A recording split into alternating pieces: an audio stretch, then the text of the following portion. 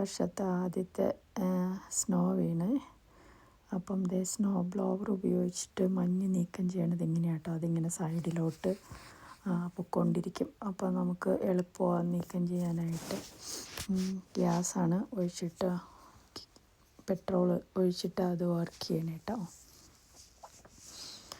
അപ്പോൾ നിറച്ചും മഞ്ഞ് വീണ് കിടക്കുക. ഒരു 3 ഇഞ്ച് കനത്തിലൊക്കെ വീണിട്ടുണ്ടാവുമെന്ന് എനിക്ക് വേണം. ഒരു 3-4 ഇഞ്ച് കനത്തിൽ.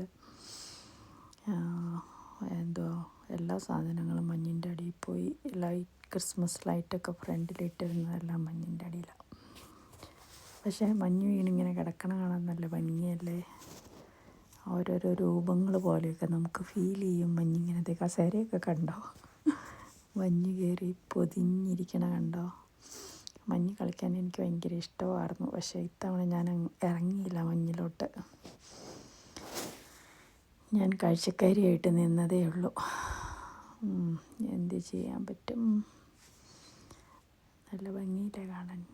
ഈ ആനയും എയ്റോപ്ലെയിനും മഞ്ഞും എത്ര കണ്ടാലും മതിയാവില്ല കേട്ടോ.